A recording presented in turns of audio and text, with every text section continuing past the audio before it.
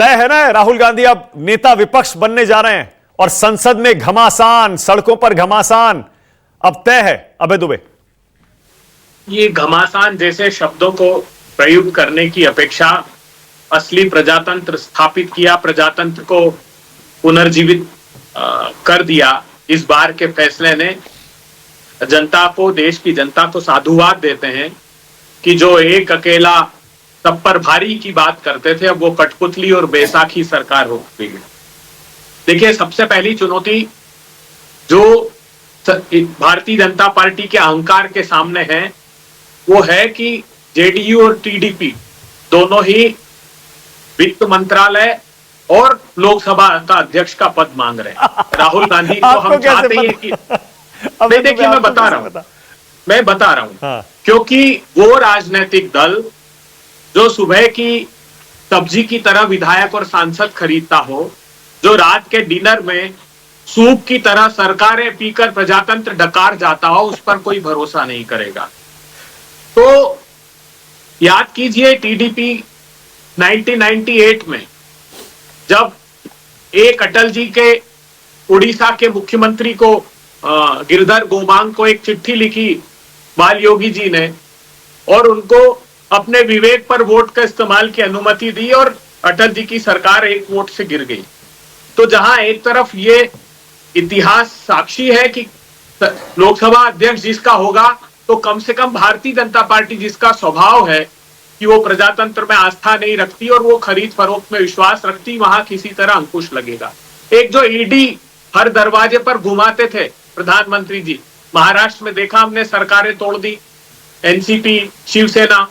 और चंद्रबाबू नायडू का कौशल विकास मंत्रालय का जो एक मामला है जिसकी फाइल ईडी के पास है, तो ये दल चाहेंगे कि इनके पास वित्त मंत्रालय रहे क्योंकि ईडी उसके अधीन आता है, प्रमुख मंत्रालय लेकर वो चाहते हैं। ये पक्ष तो हो गया कि सरकार के कृतित्व पर कैसे अंकुश लगाने के लिए काम कर रहे हैं। तो ये अभी याद कीजिए आप, प्रधानमंत्री जी ने चंद्रबाबू नायडू पर यह आरोप लगाया था कि अपने ससुर की पीठ में छुरा घोंप दिया। तो चंद्रबाबू नायडू कहते थे कि राजनीतिक आतंकवाद और उग्रवादी जैसा स्वभाव मोदी जी का है। नीतीश बाबू को रद्दी माल बताकर दरवाजे बंद कर दिए थे, उनके प्रदेश अध्यक्ष ने कहा रद्दी माल है, और अमित शाह ने कहा कि अब तुम्हारे लिए हमारे दरवाजे बंद है। तो जी सरकार बन रही है, आप जितनी भी आग में घी डालने की कोशिश करिए, आग है नहीं, अब कोई धुआं भी नहीं है, आप घी डाले जा रहे हैं, अभी भी डाले जा रहे हैं। शपथ होने वाली है कल, आपको लग रहा है मैं तो बुझी हुई राख के भीतर सुलगते हुए सवाल खड़े कर रहा हूँ। हाँ। जो बुझी हुई राख दिखाई दे रही ऊपर से, उसके सुलगते हुए सवाल है ये देश के सामने। क्या जेडीयू ने नई संकेत दिए अग्निवीर के? जेडीयू ने तो ये भी कह दिया, आपने प्रधानमंत्री पद का ऑफर किया था, उन्होंने रिजेक्ट कर दिया। केसी त्यागी ने बोला, टीडीपी ने क्या बोला? त्यागी साहब हमारे बड़े हैं, उनके खिलाफ नहीं बोलूंगा, लेकिन इंटरेस्टिंग बात सुनिए। हाँ। केसी त्यागी साहब ने आपकी और हमारी डिबेट में कई बार मुखरता से मोदी सरकार का एमएसपी की कानूनी गारंटी के लिए विरोध किया।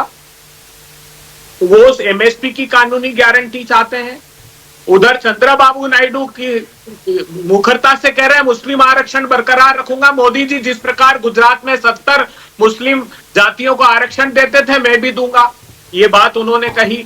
हज यात्रा का उनका प्रस्ताव, यूसीसी का उनका प्रस्ताव, एनआरसी का प्रस्ताव।